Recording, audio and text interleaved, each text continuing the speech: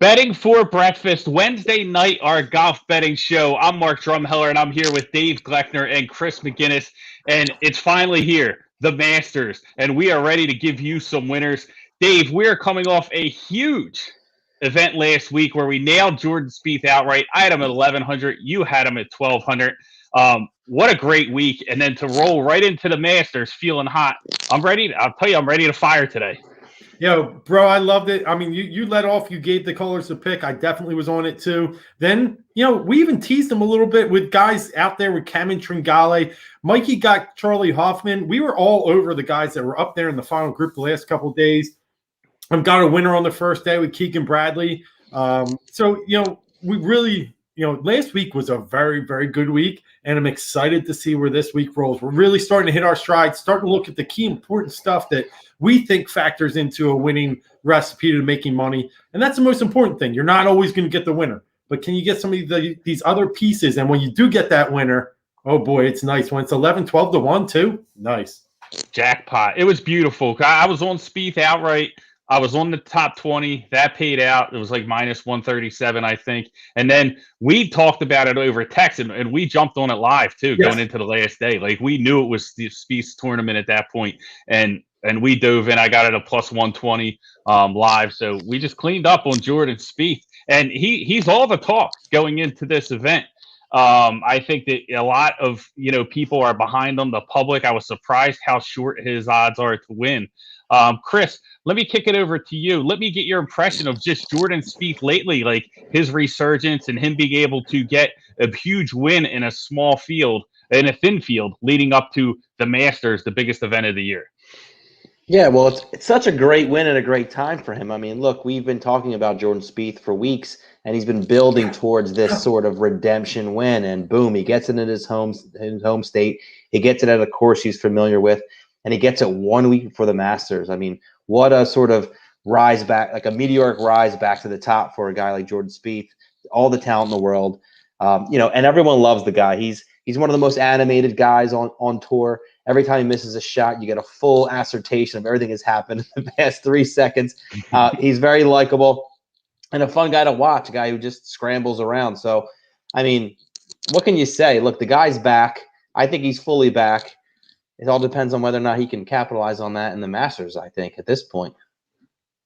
Yeah, 100%. I mean, he's got a ton of momentum, and he's got the public behind him. And to be honest, like, I think the books are kind of shortening the odds on him just because they know he's going to get that public support. Al Griffin checking in from Half Court Heat at the Heat Ratio Network. Guys, make sure if you're not watching on YouTube right now, get over to YouTube. It's the best place to watch it. Hit us up in the comments and make sure you like and subscribe at YouTube. The best way to support us is to do so. But Al, definitely appreciate you checking in. Getting back to the Masters, let's talk a little bit about the course, right? I mean, this is the Super Bowl of golf. It is, the event that everyone can't wait for. You know what I mean? And to be honest with you, we saw people like DJ. He had a little, it was almost like he was at war with himself last week. Like he rage registers for the Valero Texas Open after match play, and then decides he's going to withdraw because people just are kind of punted on that event. And I think Spieth was able to take advantage of it because they want to make sure that they are right for the Masters. Dave, tell the audience a little bit about the course, how it plays. What are some of the things we should look for when we're profiling these players that we're going to wager on? Yeah, absolutely. I mean, it's one of the most famous courses, notable courses. Everyone knows Augusta National. But what they may not know, I mean, it's 7,400 yards, par 72, which isn't too long for these players. It's actually probably an average length course, but where they really get their advantages here are the undulations, the slopes, and the small and fast and firm greens. And what I mean by that is when we think about the elevation changes there, you don't really have any really good lies in the fairway. Your side hill lie, your downhill lie, your uphill lie. That's how they try and get you. You really got to be able to create all these different shots at Augusta National based upon the rolling slopes and the change in elevation. And then when you get to the greens, that's where they protect themselves with the bent grass. And this year, it's not going to be November. We've all talked about, we've all heard it. It was soft in November. It's been dry down there. It's spring again. These things are going to be blazing. You're going to see balls roll right back off the false fronts, or you're going to see them rolling in the water, and you're going to see them skip off the back. It's the guy that brings the short game that's going to be very important. But again, like we said, week in and week out, some of the key stats here: strokes gained approach, so important. It's my number one. And then par five scoring. Their par fives here are not hard. I mean, most of them you can reach into, and you will see these guys eagle holes. So par five scoring, strokes gain approach, and actually good drivers of the ball too. So that's a little bit of what I look into when I see Augusta National. Yeah, it really is. I mean, it's, and they talked about it all week. The lead up is they're expecting it to be fast and firm, right? Nothing like November, nothing what we saw. Chris, give us your thoughts on the course in general, and what kind of player are you looking at? Dave mentioned strokes game approach, mentioned the par fives. What are you looking at when you look at the course? So if people are watching us today, then they've, like me, they've probably had their eyes peeled to the Golf Network, and they've been, their coverage of the Masters is fantastic. And it doesn't take more than an hour worth of watching that channel to understand what's going on with the course right now. And the fact of the matter is, you listen to guys like Phil Mickelson talk about the course, Sergio Garcia, some of the veterans on the course. They know this might be the fastest the course has been in maybe almost a decade, which is a far cry from what it was in November, which means the conditions are going to be much different. So the fairways will be faster. And, as Dave mentioned, it's all about these firm greens right now. I mean, Phil Mickelson held court for 2 hours talking about as the only thing that's going to defend this court are its greens. And right now they're really firm.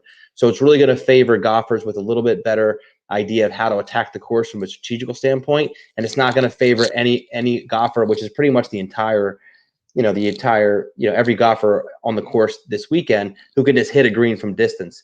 So I'm looking at the course, and we talked about our picks later today. I've actually picked 3 different golfers for the 3 different reasons. But my favorite golfers for the weekend are golfers who can really hit their irons. I want guys who can hit spots from distance, hit greens in the right spot, and put themselves in a position to make birdies. I think these are the guys who are going to excel. There's really a handful of those guys, and one of them is in my group, but I have 2 other guys who I really love for different reasons. Yeah, can't wait to hear it. I have a feeling we were just going to nail this event. But, talking about the course and just the ambiance of Augusta and, with the Masters and all the hype that goes into it.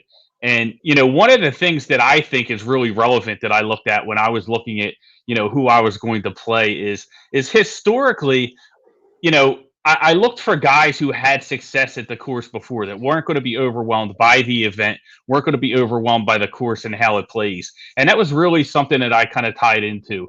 When we give our picks a little bit later, it's just, I looked at that. I looked at, their recent form, obviously. I wanted people that high greens and regulations the last 2 weeks, but really, it's not every event that I rely so much on course history, but I really wanted somebody who's been there, has done it, and has had success on the biggest stage, which is the Masters. Yeah, 100%. So you bring up, I think, something that I'm also analyzing when I got into this, and it's a little bit of recent form, but also the Masters is one of those places, it's course history. Nobody has ever come there and won on their first try. I think maybe Fuzzy Zeller did back in the late 70s, but that's it. It just doesn't happen. So you do need to be a horse for the course. And there's a lot of multiple winners, right? There's Phil's won it multiple times. Tiger several times. So you got guys with a lot of repeat success here. So you got to look at guys that know this course and play it well. And it's actually the last point I'll make about this course. It's a shot shaping course. It really sets up well for a lot of those guys can hit the draw, but it's also just sets up well for those guys that just can shape it around the course. And that's why Bubba Watson, a guy like that, has played so well here. When he's hitting the ball and shaping it well, he really has some advantages. So I don't look for a guy that just hits it straight. I need a guy that can play almost every shot. Yeah, definitely. I mean, and that makes a ton of sense. And, I heard so much coming into it is you really need to be an artist in a sense is you really have to have ball control. That's what they talk about is you really need to know, where you're going to put it. You have to have a plan. You have to have it mapped out. And that's why I think course history matters. And I looked for guys that had success on this stage. One of the main things that has popped up, some of the storylines, let's get into real quick before we give our picks, is the green books. Who wants to attack the green books? No green books this year. That's what I heard. That's the word out there. What are your thoughts on that and how it could affect the field? Well, Dave, I'll go tell you ahead. what. I'll start because I think your opinion could be different than mine, and it's probably a better opinion when it's all said and done. But you know, as a golf fan, I haven't been in the game for too long, and I've always known green books to be in play. So I guess I'm always in favor of them because everyone's always had them, right? So it's an even playing field. Everyone has a green book in their back pocket. Everyone knows exactly what they're hitting at. So everyone knows what targets to hit, and you know, depending on flag placement, you know exactly where to hit it, and you still have to execute the shot, which is still difficult enough in a game like golf. But I really didn't follow golf at a time when the green books weren't in the back pocket. So Dave, if you have the other side, I'd love to hear what you have to say. And I do a little bit, Chris, and only from this aspect, and it goes back to that, horse for the course history. You got a guy coming into this tournament that, we all like and we all know it's going to be a stud. I know, Chris, you've had him before. Will Zalatoris. It's his first Masters. The only way he's going to sit without these greens books and the history and stuff, it just makes it that much more difficult for these guys coming in here that don't have that extra preparation, don't have that extra library to build off of. It makes it more difficult. I kind of like it. I just kind of think it's cool. The Masters, they have so many unique traditions. The par 3 tournament, and they just make it a little. The caddy's got to wear that full Tyvek suit. They do. And you know what's so interesting? And look, we're not here to have a sports debate, but the part about the green books that I think I like a little bit is look, you look back in the history, and the Masters is one of the best spots. You find some of these champions in the past who are the ones who are smart enough to go into Augusta and find the caddy with the most experience who's whispering in their ear and telling them exactly where to hit it, where the rest of the field doesn't have that advantage. So it's one of those things where it's sort of like pick your poison. But look, it's the Masters. Whether they have a greens book or they have a caddy with 10 years experience on the course, it's still the Masters, right? Yeah, and this course hasn't changed. It's been that way forever. They play every year. That's right. I'm cool with it just not being there, just as a different it adds to the ambiance. That's all. But Chris, I'm with you. I like the green books normally. I do, especially in U.S. Opens where they change courses all the time. Mm-hmm. Absolutely. Mm-hmm. So some of the other storylines that I think are really interesting coming in is, and I'm not sure if you guys are playing this player or not, but Brooks Koepka getting a lot of attention, very long odds, and I think that the funny part about this is it's all about is he healthy, is he going to be able to get around and really compete, and so you have these long odds on a guy who's been very successful, really successful at this event, and is there any chance that maybe his health and that the knee and all that might be a little bit overblown, and that there could be a value on a guy like Brooks Koepka? There's value. 100%. I threw a small change play on him just because I won't take him in a pool. I won't take him probably in a DFS. But at a 28-1, a guy that's a major champion winner, the guy that shows up at every major and beats you, like the guy that doesn't even try to win the other tournaments but tries to win majors. Yeah, there's value in him. What concerns me the most is you see him try and lean down to take a ball out of the hole or lean down and try to lead the green. He's at. But you know what? It's weird. That could be his temperament. Like me, to be honest with you, I get a cold and I'm on the couch, get me some chicken noodle soup. I could see him sandbagging it a little bit. Maybe he's a little bit more healthier and he's leading on. And listen, plus 250 to make the top 10. I love him. And I'm telling you, he doesn't like Bryson. He doesn't like a lot of people. This dude doesn't give two effing shits. This guy, he's going to come out there and try and beat all them and beat their face in. It just, can he hold up for 4 days? That's the only concern I have. Right. Is it a little more, competitive edge than might be letting out? I mean, I was surprised to see, the odds that wide on him, a guy like Brooks Koepka. But, your thoughts, Chris, any value on Koepka? Do you believe he's as hurt as it's being made out to be?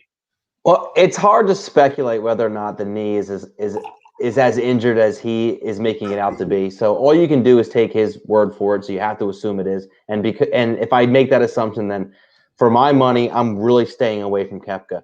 Now, look, if you're looking for an outside shot on a talent like Koepka, a guy who, without the knee problem, I think can win any tournament, especially when it comes to majors. I mean, the guy is a major killer.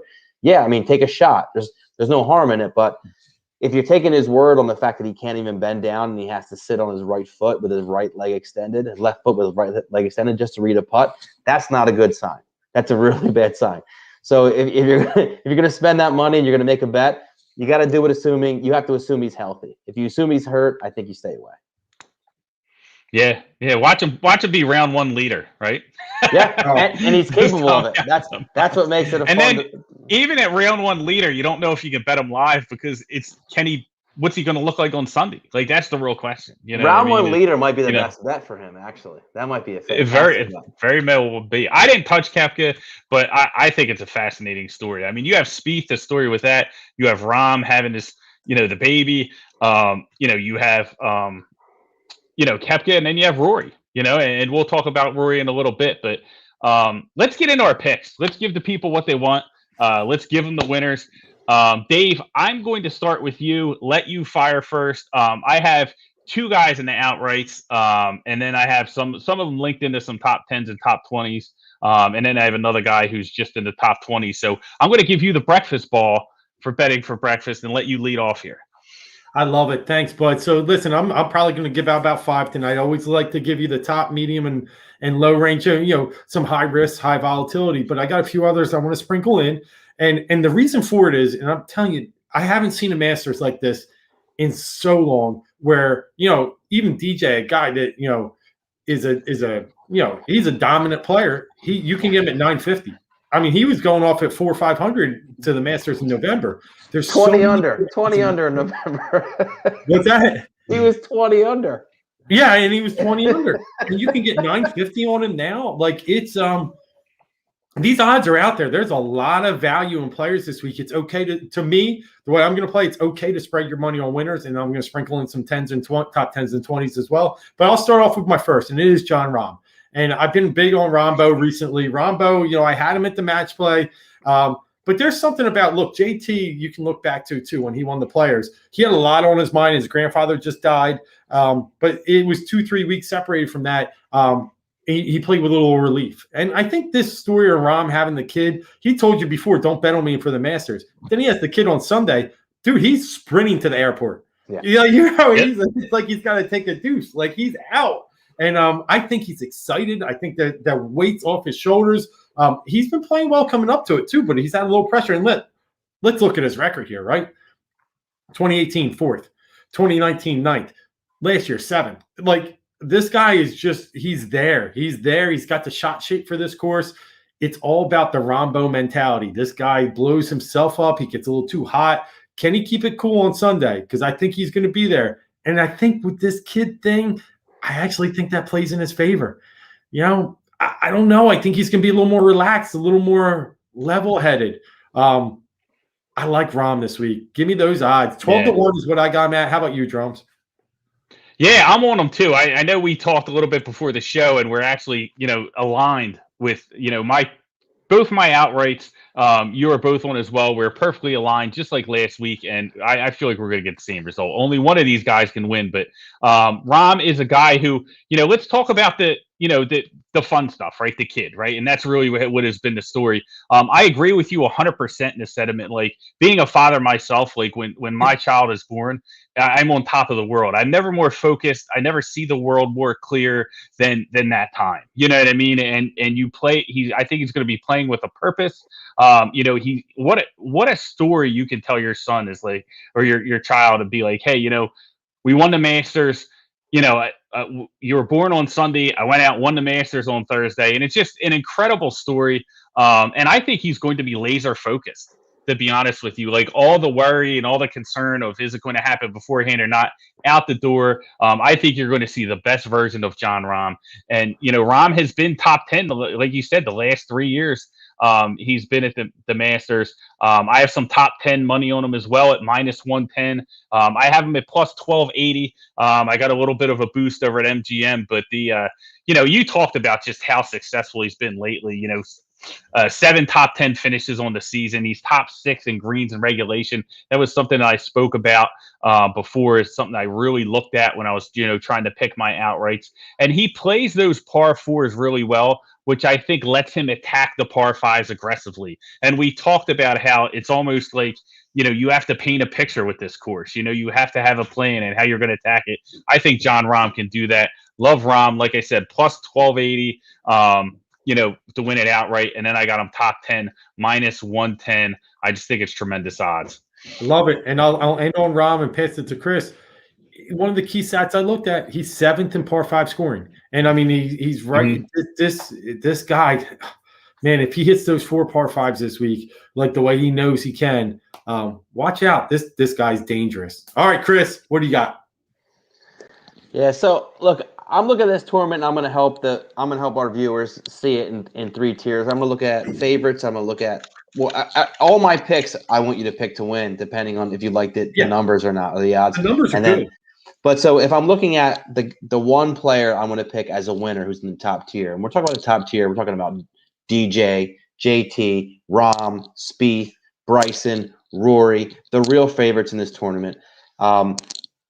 My money's actually, and I surprised myself on this one, it's on Bryson DeChambeau. Bryson, number one, has had a tremendous year. Like, there's no doubt what he's done. And he's transformed his game. He's transformed his body. He's pushing everything to the limits. And here's where it took a little leap of faith for me. But now that I know the course a little bit, look, I know it's short. I know it's fast. But Bryson can get around this course. And he's going to be in such an advantage, and the greens are going to be firm.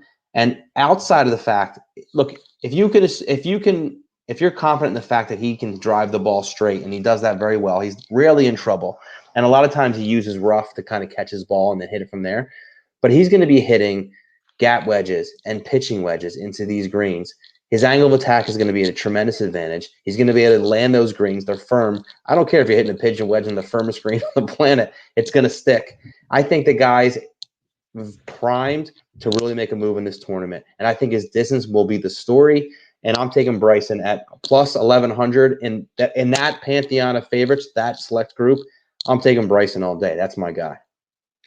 Great call, Chris. I actually have money on Bryson too. I need to put 2 in the top tier.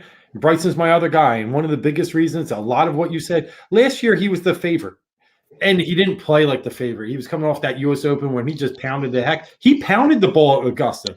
His wedges were terrible. That's not going to happen twice. He knows what he messed up with. One of the key stats with Bryson that I love, in the past 24 rounds, he's the 3rd best putter on bent grass fast greens. He is an underrated putter. All you got to do is hit those greens, Chris, like you're saying. I really like Bryson a lot this week. You saw him at the Players. Outside of just a little bit of a late Sunday meltdown, we're talking about a guy that's won 2 out of the last 3-4 tournaments. And look, he's transformed his game. His length is his competitive advantage, and Augusta is not a long course. And I know you mentioned it earlier, and it's worth pointing out now because I have a couple other guys on the list. Look, I think over history, the course favors a player who plays a draw. But when you're listening to guys, talk, you listen to Colin Morikawa, who I'm kind of hiding the lead here. He talked about when he played Augusta last year. He said, "Hey, I thought I had to shape my game to the course, and now I'm feeling a little more comfortable. I can hit my shot into off the tee into the fairways." So you can play a fade into the majority of fairways. There are a few holes where you have to hit a draw, but you don't necessarily need to have the perfect draw to succeed at Augusta. And I think these guys are starting to figure this out. And, Bryson doesn't have to be perfect is the point. He has the power, and I think he's coming in hot. And I just like where he's standing right now. I like him a lot too. Good pick. Yeah, it's been the year of Bryson, man. And I think, he's coming in with a little bit of revenge. So it didn't play well the last time at the Masters, and I think he's going to come in with something to prove. I think it's an excellent pick as well. I'm going to give my second outright, Dave. We talked about this one before. We are aligned on this one as well. So I'm going to take the lead here, and I'm taking Patrick Cantlay plus 2,000. 20-1 here. Top 20, I got him at minus 120 as well. So Patrick Cantlay tied 17th at the Masters in November, right? We know the course was a little bit different, a lot slower than it's going to be, but tied tied for 9th at the Masters in 2019, and even had a share at the lead at one point. So this is a guy who's had a ton of success. Last 2 Masters, 3 rounds in the 60s, right? So he knows the course. He's had success here. Just needs to put it all together over the 4 days. But the one thing I liked, man, is he's out there. He understands the course. He's picking the brain of Freddie Couples. He's trying to learn as much as he can, and I just loved what he had to say just about the course and his game and how it relates to it. He talked about it being firm and fast. He likes the challenge of that. He talked about how it really puts a premium on players that can control their ball, which he feels like is a strength of his game. He uses those 3 woods on some of the long par 4s just to maintain that type of control that we've been talking about. Just sounds really comfortable with his game going into this event. 3 tour titles, no majors. This would be a huge step for him if he were to win the Masters. And at 20-1, I think it's great odds. I love Patrick Cantlay here. He's my other guy. I'm going Rahm and Cantlay, but I do have him in some top 20 as well. So if he wins, I'll definitely cash both of them. Yeah, I love Cantlay as well this week. I'm in agreement with a lot of you guys, but some of the stuff there with Cantlay is that he had that stellar 2019 when he closed with a 68-64. And he knows he can go low here. He's a guy, you said it so perfectly. He is so confident in his ball shape and his control of the ball right now. He's more of a straight hitter, but he's just a guy that just knows what he can do with the ball and how he needs the shape if he has to. Other key stats with him that I love, his par 4 scoring average. I know you talked about earlier, John. They're going to score on the par 5s. They are. But you're probably going to separate yourself more with a great par 4 scoring average. He's 4th best par 4 scoring average over the past 24 rounds. So he's a guy that if he can get those hard holes, he's a guy that can tuck them close. Man, if he keeps that par 4 scoring average up, he's definitely a guy that has good value on a winning number. 20.5, 21. You can get him 22 tonight. I got him at the wrong time. Yeah, I got it on a little early, so I did not get the best of the number. But you know what? If it hits, it's all good. It's all gravy. Doesn't matter to me. 20-1, 22-1. It's going to be coming out the ATM, and that's what I like to hear. Chris gave the audience a little bit of a hint with Morikawa. Do you want to go there next, or what do you got lined up in the holster? No, I'm all in. I think it's a good spot for him.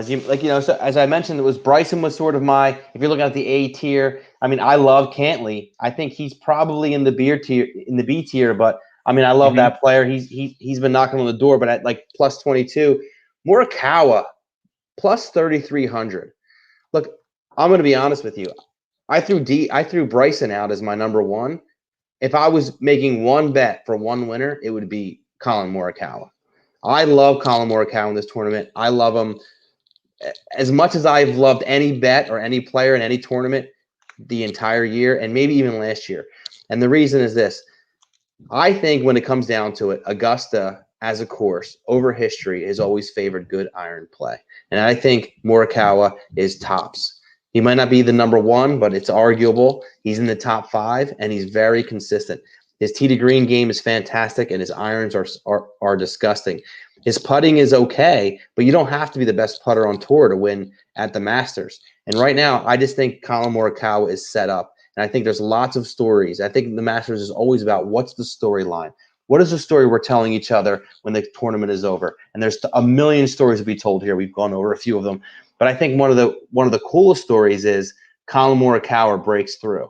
And I think Collin Morikawa is going to be a special player on tour, and I think the Masters is setting up for him. He had a chance to play this last year, and when you hear him talk about his experience last year, it's extremely mature and it's extremely poised. He understood that last year he tried to curtail his game to the course, and now he's going to let his game play the course. And I think it's the smallest little change, but he's going to be confident in what he's able to do, and he's not going to try to do too much.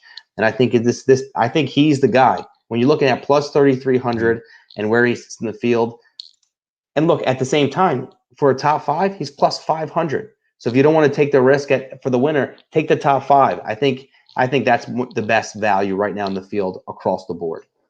Yeah, very well said. And look, he's won a major, right? I mean, the kid's got stones, and he's what the favorite stat I have. He's the best in strokes gains approach. So he's definitely he's a viable live potential this week. Good pick. Yeah, 100%. I mean, very well said. He shows, the maturity that you want to see going into the course. And we talked about experience at the course and course history and really understanding it. And I think that, it could very well lead to, Colin Morikawa coming home, with the green jacket and really taking his game to the next level. I was surprised, to be honest with you. I mean, why do we think that the odds are at 33 to 1, 30 to 1 with Morikawa? Because when I looked at the board, I thought, listen, I talked about Koepka, right? How that was good value, but there are some guys, Paul Casey's 50 to 1, like compared to how they've been playing recently, pretty long odds.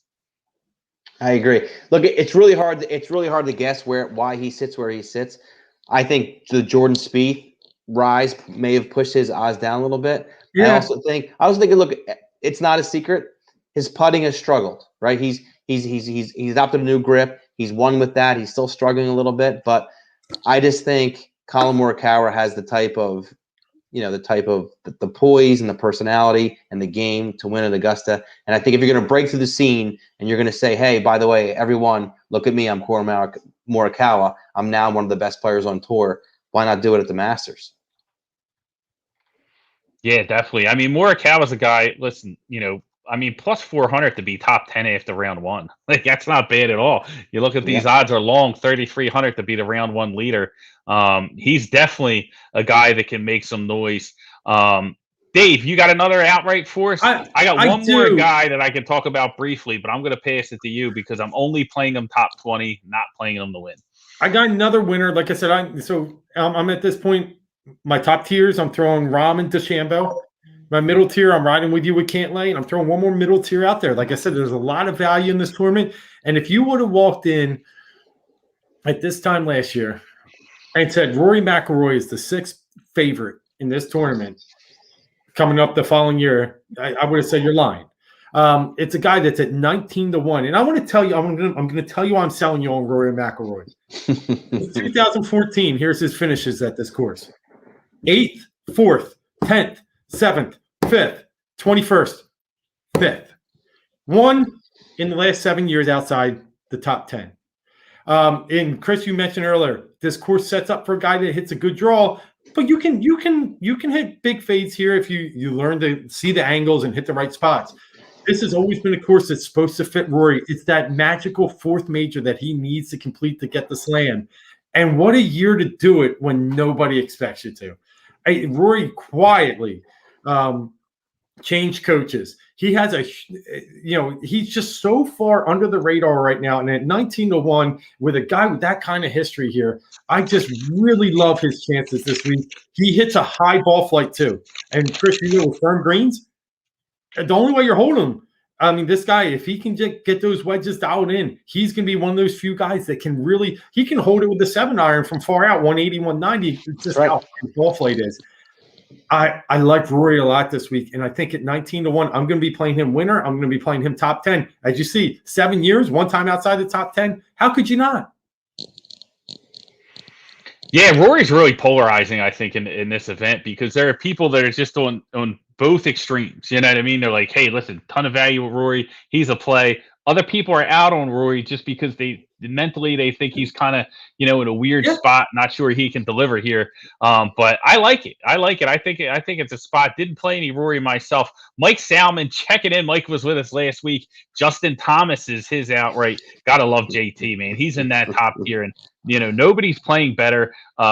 Justin Thomas is a guy that if you looked at 2019, you go back to the Masters, right? We know November was a little different.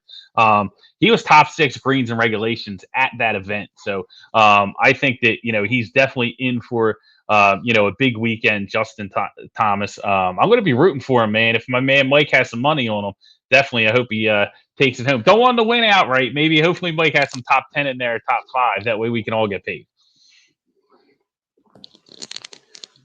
Nice. So, Chris, what do you got in that lower tier that you were talking about? So my lower tier categories is nowhere near a lower tier player. I want to talk about Sergio Garcia. Yeah. He's coming out at 4,500 as a winner. He's plus 800 as a top 5, and he's plus 375 as a top 10.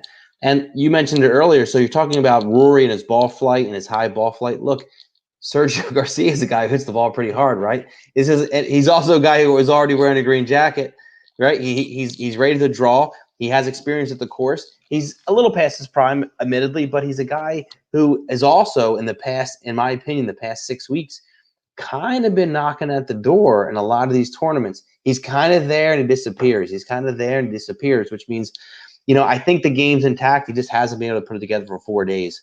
But if Augusta plays, and this is why I like Sergio the most, if Augusta plays at the fastest it's played in 10 years, you may see some guys really struggle. And that could be some of the guys I've already given you.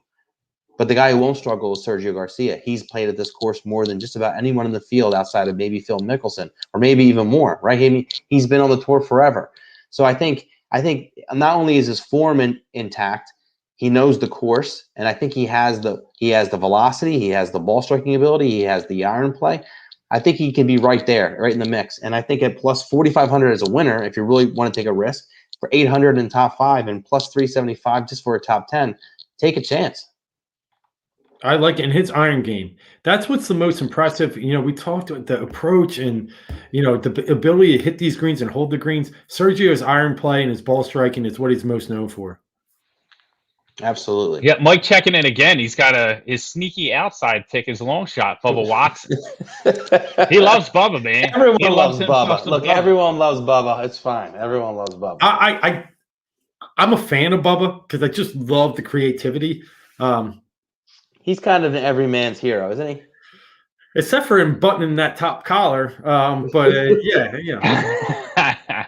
I need a little more from Bubba, but as a dark horse, I don't hate it. Yeah, dark horse. I think he's definitely worth a stab, man. Definitely worth a stab. The last play I have is a top 20 play, and this is a guy we talked about value on the board, and it's just a value play with me. I went with Patrick Reed. And I went with Patrick Reed to make the top 20 at plus 115, getting plus money here for a guy who's had a ton of success at this course. He's won before recently. You know what I mean? So I think when I saw those odds, I said, I don't know if he can win. I think he's around 35-1. I said, I don't know if he's going to win and, be a 2-time champion, but he's going to give his all. He's a competitor. He knows the course, and I think top 20 plus 115, getting plus money there. I liked it, so I jumped on Patrick Reed there to get in the top 20. Nice. The guy I can't stand to cheer for, but if you win some money, go ahead. Maybe he'll cheat his way to top 20. But hey, man, if you're not cheating, you're not trying, right? Look. I'm the kind of guy that I'll be happy if you win, but I'll be fine if you don't. I'm not lying.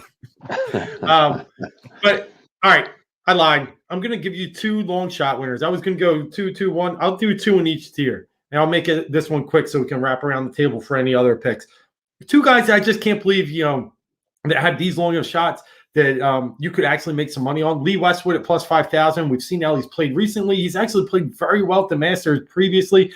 I know the Cat's never won a major, but 5,000 with the gameplay that he's bringing in here and the course history, don't mind it. Adam Scott, another one, hasn't missed the cut here since 2009, has made 13 straight cuts worldwide. He has won a green jacket, 75-1. You kidding me? 75. Just sprinkle $5 on it. Like, I mean, $400. Those numbers. Sprinkles. Why not? So I'll take two guys like that, long shots. Love it. Anything else you got on the board, Chris? No, they were my 3 favorite. I love both of Dave's who he's identified as long shots. I mean, come on, Adam Scott, Lee Westwood. How can you not put $5 on Lee Westwood? That's insane. Yeah, why not? Yeah, big odds, long odds there. Anyone out there that we think might be? Well, it's kind of hard. I don't know. Is it? I was thinking about the make miss cut thing. There are some of the other props I like as well. One of them, Chris, I talked about this one with you earlier. The nationality props. I think that there's value when you look at this board. Top Asian, Sanjay, plus 138. He's only got to beat Matsuyama, Siwoo, and CT Pan. Now, I know CT Pan has had since I think he tied for 7th at this event before. So it's definitely not a no-brainer. But, I think there could be some value there. That was a play that I still might put in. I actually had it on my bet slip and then took it off and said, you know what? I don't want to go crazy pre-event because I want to have really a lot in my holster to go get at this thing live because I think a lot tomorrow is going to tell a lot of the story. Yeah, I didn't even know that bet existed. I didn't know I could bet on the top Asian at the Masters this year. Yeah. But listen, Absolutely. If Sungjae Im's one of the choices, I would take him all day long. I mean, the guy could literally finish in the top 10. I love Sungjae Im. I mean, and they have all of them. Like DraftKings Sportsbook does a great job. You can get, listen, you can take your boy Bobby Mack. I know you like him, right? Minus 150 to be the top Scottish player. So, he's on there. He's got Mr. two other McIntyre? people. Yep, Mr. McIntyre, Mr. Drive It 400 yards. He's got all tons of. He's got all kinds of pop. He needs to try his driver when he's putting. He should putt with his driver. To be honest with you. Yeah, I like his style. I'm going to give you two fun plays that I like. The one I like out there is lowest round score 65.5 over or under. There's just been so much history here of 64, 63s that I just think I'm going to take a little action. You just got to get to 65. Someone's going to shoot 7. I know it's a tough course this week, but that first guy out on Sunday, it doesn't give two shits. I think he's got a shot to shoot 65. So I'm going to take for lowest round of the whole tournament under 65.5. And then I'm also going to roll one in there that I liked. What was it that I played? It was to make the cut. I got Matthew Wolff to not make the cut, plus 150. I don't like where his game is at. That's a no-brainer. He's not hungry. I'm going to choke. I got a mute button. That's the easiest money on the board I've ever heard. Plus 150? Give me that money. Oh my God. Yeah, that's so funny, man. He ain't making it. Dude, he's lost. Plus 250? 150. All right. Well, either way. Yeah, money in the bank. Fire it off. Yeah. But and listen, I usually bet these matchups live, but I was looking at the matchups. There's some pretty interesting pairings. I was able to see Rahm against Rory, right? I know you're going against yourself with that, Dave, but matchups are fun. Chris, round one matchup, Sergio plus 125 against Webb Simpson. Webb Simpson's a guy that I hear, a lot of people are liking for this event as well, but plus 125, I think is good odds there. That's with the tie though. Without the tie, it's plus 106 against Webb Simpson. But Webb Simpson the favorite there. But I think Sergio could easily finish ahead of him round one. I like that too. I think there's a lot of action there. But all right, any parting thoughts before we get out of here? We got to wrap things up, running up against 10 o'clock. You guys have anything before we go? I'll give you one matchup that I do like, and I'm going, Chris, I like DeChambeau over DJ. I just don't love DJ this week, and you can get plus 120. And DraftKings is throwing out a prop out there. You can get it juiced up to plus 150. So if I'm going to take a matchup that I like with a little bit of odds and guy that has a chip on his shoulder, I'm going against DJ. I know it might sound crazy, but that's one I like. Hey, look, I've told everyone I'm on Bryson, so I'm with you. Yeah. I'm going to take that day one. Bryson, I think over DJ matchup. I love it. Yeah, he's wearing those. He's just blocking out the world right now, and I like him. So against DJ, you get plus odds. I don't like betting against DJ ever, but if I'm on Bryson, I'm on all the way. Yeah. Yo, Hanson. Yeah, Sean Hanson checking in. He's on Cam Smith Morikawa top 10. Says lock it in. Like I said, that Morikawa top 10 I think is definitely a play. Cam Smith. Yeah. I think the last couple of events, a lot of people have been waiting for Cam Smith to break through. Would be a great story if he could do it at the Masters. I love Cam Smith, but 4 rounds in the 60s. Can he really repeat that? I think people want to see the mullet in the green jacket. That's what I think it's all about. Well, I love the mullet and the get that mullet in the green jacket. Let's go. Yeah. All right, well, we got to wrap this thing up. But listen, everybody, thanks for tuning in. We appreciate you guys listening. Again, go over to the YouTube channel, Heat Ratio Sports. Smash that like button. Smash that subscribe button. Right, that is the best way to help us out. We got a ton of winners. We just went over a ton of winners in this show. I can't wait to watch it all play out. Make sure you are following us on Twitter. We will be tweeting out our live bets because, listen, the betting doesn't stop now. right? We're only warming up with these pre-tournament bets. So, we'll be on it, Thursday, Friday, Saturday, all the way till Sunday. Just trying to find opportunity, find edges to win some money. So we appreciate everybody tuning in. We will be back next Wednesday night again for our golf betting show. So make sure you join us, like and subscribe, tell a friend, and hopefully everybody catches